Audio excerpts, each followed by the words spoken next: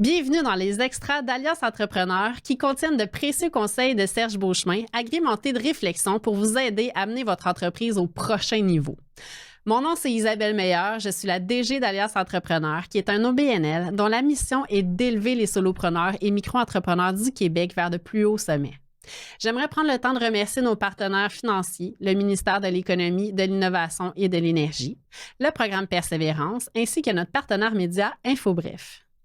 Avez-vous déjà songé à offrir gratuitement une partie de votre expertise pour attirer et fidéliser votre clientèle?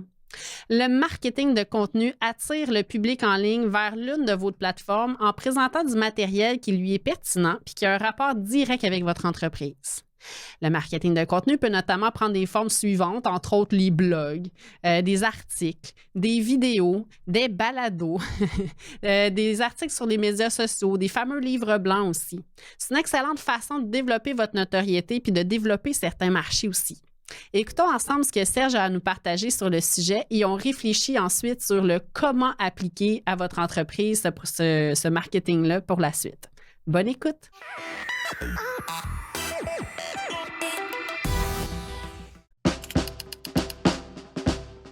C'est une forme de marketing, c'est-à-dire que donner du contenu, ce que vous dites aujourd'hui, prendre soin de votre clientèle potentielle ou suspecte ou prospecte, c'est de leur donner du contenu, des raisons de vous aimer, de vous connaître, de connaître votre produit, d'adopter votre solution. Alors, c'est une forme de marketing. C'est juste que ce marketing-là, maintenant, vous le faites dans les réseaux sociaux, en entretenant le dialogue avec la clientèle. Mais tu sais, quand je vous parle de marketing, je dis toujours, c'est des efforts marketing. C'est pas juste des dollars, c'est des ressources, c'est du temps. Si vous n'avez pas trop de dollars, bien, c'est du temps que vous pouvez mettre le soir, la fin de semaine, bâtir un réseau d'influenceurs ou de gens qui vont mettre du contenu sur votre plateforme. Ça va leur être bon pour leur crédibilité parce que vous avez déjà une audience que vous leur offrez. En retour, vous donnez du contenu à votre audience vous aime davantage et finalement, bien, elle est plus fidèle, puis elle achète plus chez vous, puis elle te réfère à d'autres clients. C'est stratégique. Tu sais, je donne du contenu, j'ai donné du contenu comme cadeau de Noël, puis maintenant, est-ce que je devrais en faire à toutes les semaines? Est-ce que je devrais en faire, est-ce que je devrais même le faire payant? C'est ça les questions. Ma réponse, c'est d'être capable de commencer à se poser ces questions-là pour faire le lien entre, je ne fais pas juste donner du contenu pour la vertu, je donne du contenu parce qu'ultimement, je veux maintenir, donc faire une rétention, avoir un impact sur la rétention de mes clients, ou je veux augmenter le référencement de mes clients, ou je veux carrément augmenter mon chiffre d'affaires. Okay? Donc, tu dois faire des métriques, donc mettre en place des éléments de mesure, puis vérifier le contenu que tu donnes, est-ce qu'il y a l'impact que tu veux? D'où l'idée qu'on te dit, tu ne donnes jamais rien gratis. T'sais. La réalité, c'est que tu fais ce contenu-là pour maintenir tes clients, donc c'est maintenir tes revenus. Mais si tu n'arrêtes pas d'augmenter tes contenus, puis ça te coûte, mettons, tout ton profit faire tes contenus, ça ne marche pas, cette idée-là. Tu vas dire, bien là, je vais arrêter de donner du contenu, je vais faire autre chose. Je vais faire autre chose comme marketing pour avoir des clients. Donc, il y a un équilibre. Moi, je dis, le contenu, c'est du content marketing. C'est même un terme répandu en stratégie marketing. C'est une façon de faire de la business, d'attirer de la clientèle, de la maintenir ou de la développer. C'est vrai que le marketing de contenu, c'est une des nombreuses branches du marketing. Il faut idéalement l'insérer dans une planification avec des indicateurs de performance pour vraiment bien mesurer son impact et l'investissement qu'on y met dedans. Êtes-vous en démarrage puis vous souhaitez gagner en notoriété? Voulez-vous augmenter votre chiffre d'affaires? Est-ce que vous voulez cibler des nouveaux clients, une nouvelle segmentation de marché? Donc, quand ces objectifs-là sont définis, bien, il y a plusieurs moyens simples de commencer une stratégie de contenu. Maintenant, avec un cellulaire, c'est possible de faire de la vidéo intéressante puis YouTube regorge vraiment là, de tutoriels pour faire des montages qui ont l'air très professionnels. Petit truc de moi à vous, Canva, c'est aussi un outil très intéressant, autant pour du montage vidéo que pour du graphisme aussi. Il faut savoir bien cibler votre clientèle cible pour savoir à quel besoin votre vidéo ou votre contenu va répondre.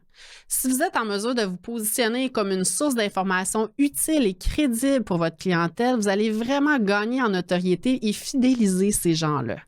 Dernièrement, on a reçu, par exemple, Josiane Lapierre de Compterecevable.net. Elle est venue partager des conseils sur comment gérer des comptes en souffrance. C'est son métier, c'est ce qu'elle fait pour des gens, mais elle nous donne quand même accès à une partie de son savoir et à ses astuces. Donc, on pourrait penser que ce partage-là pourrait être une menace pour son entreprise, mais au contraire, à force de se faire entendre, à force de partager des trucs pour aider les entreprises, bien, elle gagne en crédibilité. Elle vient créer aussi de besoin chez ses clients d'avoir un bras droit pour la gestion des comptes recevables, puis elle se développe de nouveaux clients. Je me suis aussi abonnée dernièrement à l'infolette de Charles Saliba Couture. Vous allez voir, on va le recevoir bientôt dans les épisodes. J'étais curieuse d'entendre, de voir un peu sa stratégie d'infolette.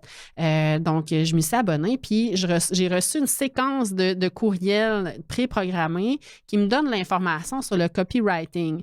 Personnellement, j'apprends plein de choses en lisant ces infolettes, puis je sais que si j'ai besoin d'aller plus loin, bien, je peux avoir recours à ces services aussi pour la rédaction d'impact.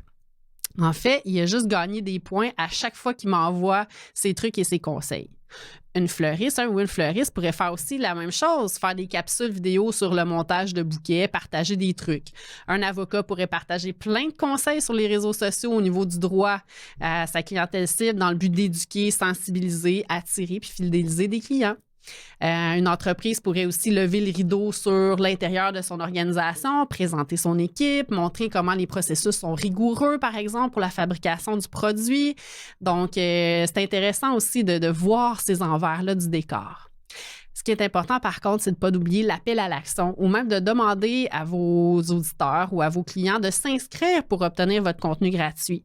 Le fleuriste pourrait mettre un appel à l'action à la fin de la vidéo en disant « Abonnez-vous pour recevoir chaque semaine mes meilleurs conseils sur le montage de vos bouquets. » Donc, en faisant cette stratégie-là, puis en ayant les courriels et certaines informations de vos potentiels clients, bien, ça vous permet de vous créer une base de données pour les étudier, ces clients-là, puis communiquer avec eux aussi quand vous avez besoin. Par exemple, si vous faites le lancement d'un produit, si vous avez une promotion, bien, ça vous permet là, de les contacter. Alors, ben, mon défi cette semaine pour vous, c'est de réfléchir à une stratégie de marketing de contenu que vous pourriez mettre en place ou si vous le faites, bien, comment vous pouvez aussi le bonifier ou posez-vous la question, si vous mettez beaucoup de temps à faire du contenu, est-ce que ça rapporte? Qu'est-ce que vous pouvez améliorer pour rendre cette stratégie-là plus performante? Vous avez apprécié l'épisode? Partagez-le sur les réseaux sociaux puis laissez-nous une note sur Spotify puis Apple Podcasts. Si vous nous écoutez sur YouTube, laissez-nous une mention j'aime et abonnez-vous pour rien manquer. On se dit à la semaine prochaine pour une découverte pour entrepreneurs. Bonne semaine!